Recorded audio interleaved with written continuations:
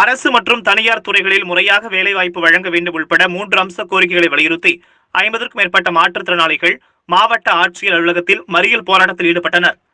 விருதுநகர் மாவட்ட ஆட்சியர் அலுவலகத்திற்குள் தமிழ்நாடு அனைத்து வகை மாற்றுத்திறனாளிகள் மற்றும் பாதுகாப்போர் உரிமைகளுக்கான சங்கம் சார்பாக மாற்றுத்திறனாளிகள் பிற மாநிலங்களில் வழங்குவது போன்று உதவித்தொகை ரூபாய் 3000 வழங்க வேண்டும், தமிழ்நாட்டில் உள்ள மாற்றுத்திறனாளிகளுக்கு 1000 3000 உயர்த்தி வழங்க வேண்டும், மேலும் பெரிய அளவில் ஊனமுற்றோருக்கு 1500 5000 உயர்த்தி வழங்க வேண்டும்.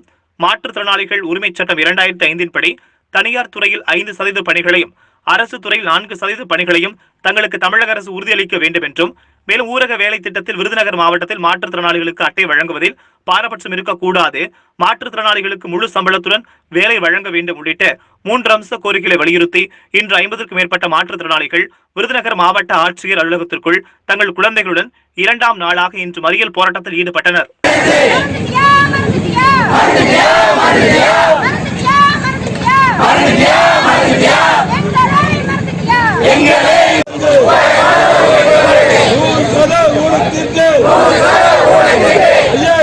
உயர்த்தி வழங்கு 1000 ரூபாய் எதற்கு காணும் 3000 ரூபாய் உயர்த்தி வழங்கு EPS OPS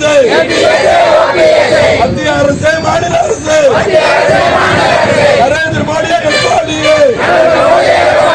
கேட்கலையா கேட்கலையா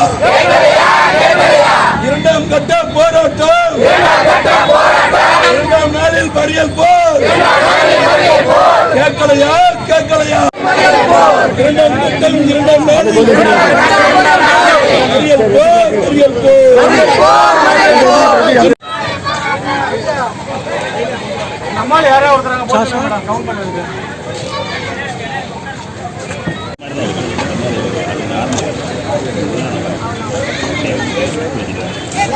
சிக்கு ஏன் போறீங்க?